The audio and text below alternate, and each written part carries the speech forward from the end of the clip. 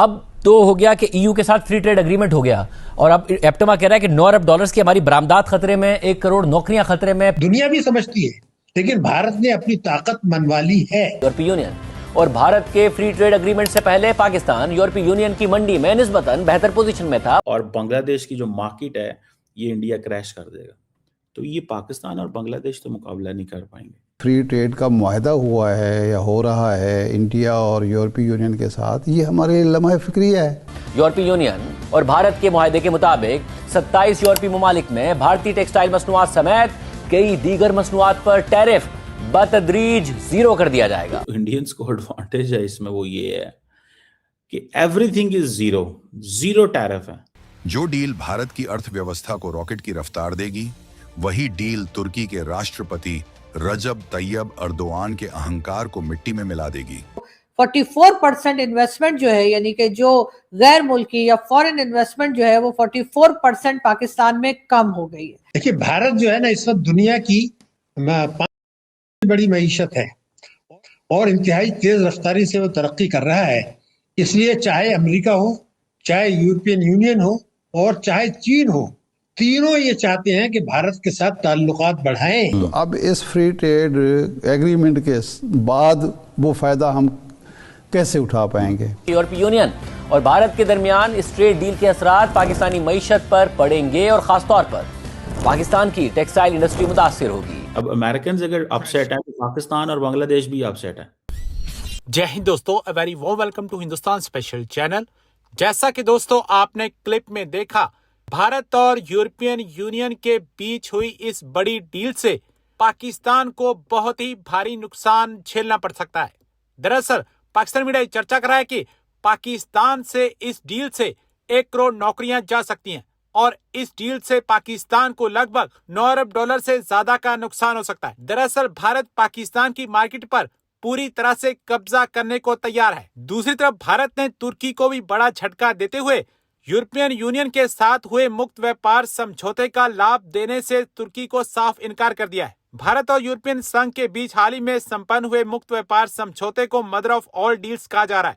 यह समझौता दोनों पक्षों के लिए बड़े आर्थिक लाभ लेकर आया है, लेकिन तुर्की के लिए स्थिति इतनी आसान नहीं होगी। एक आधिकारिक सूत्रों ने बताया कि तुर्की इस मुक्त व्यापार समझौते के प्रावधानों का फायदा उठाकर अपना माल भारत को निर्यात नहीं कर पाएगा। दरअसल भारत ने इस डील से अपने 3 दुश्मनों बांग्लादेश, पाकिस्तान और तुर्की को एक साथ ही निपटा डाला है। और यूरोपीय यूनियन के दरमियान दिफा, सलामती और अरबों डॉलर के आज़ाद तजारती मुआहदे पर इत्तेफाक एक बड़ी सिफारती पेशरफ्त के तौर पर सामने आया। यूनियन के मुताबिक दिफा और सलामती पर सालाना मुज़ाकरात होंगे, जबकि तजारती रवाबित को मजीद वुसअत दी जाएगी। मुबस्सिरीन के मुताबिक ये पेशरफ्त खित्ते में ताकत के तवाज़ुन को मुतासर कर सकती है, खास तौर पर ऐसे वक्त में जब जनूबी एशिया पहले ही अदम इस्तेहकाम का शिकार है। और इस मुआहदे से जनूबी एशिया में ताकत के तवाज़ुन और खित्ते की इक्तसादी सूरत हाल पर किस हद तक असर पड़ सकता है?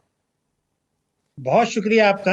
देखिए, भारत जो है ना इस वक्त दुनिया की 5वीं बड़ी मईशत है और इंतहाई तेज रफ्तारी से वो तरक्की कर रहा है।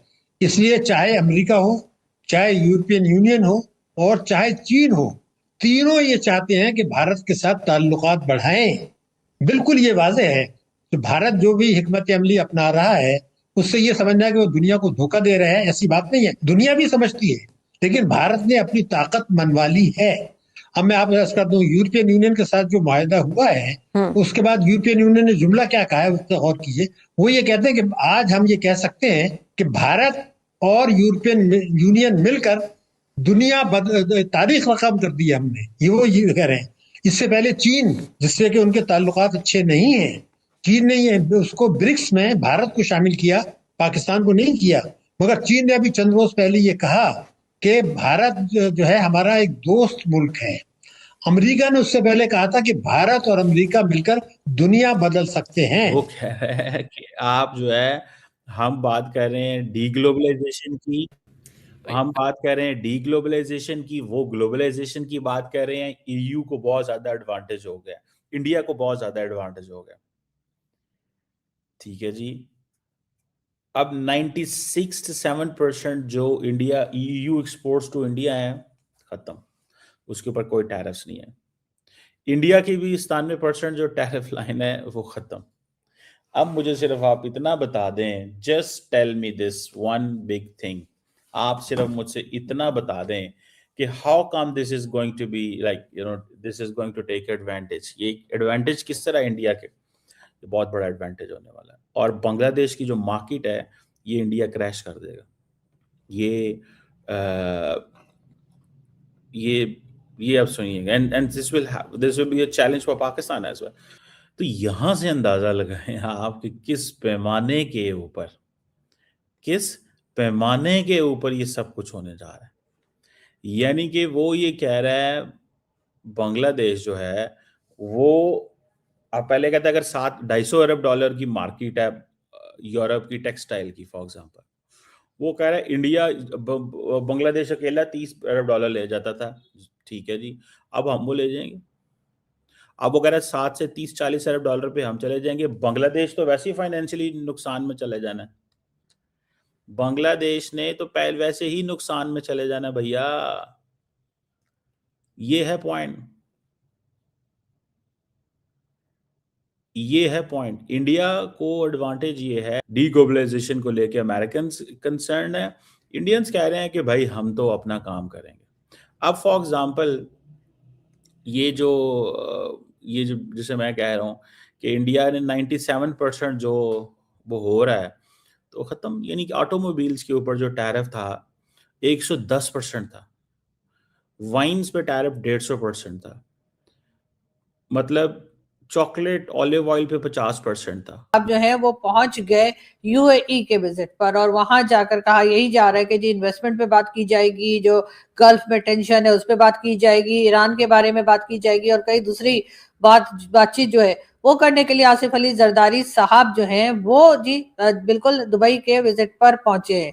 अगर हम पाकिस्तान की बात करें तो पाकिस्तान में बताया ये जा रहा है कि जो 44% इन्वेस्टमेंट जो है, यानी कि जो गैर मुल्की या फॉरेन इन्वेस्टमेंट जो है वो 44% पाकिस्तान में कम हो गई है। जी हाँ, मैंने आपको यही बताया है कि 44% जो गैर मुल्की इन्वेस्टमेंट या जो फॉरेन इन्वेस्टमेंट पाकिस्तान में की जा रही थी या की जाती है वो 44% जो है उसमें कमी आई है।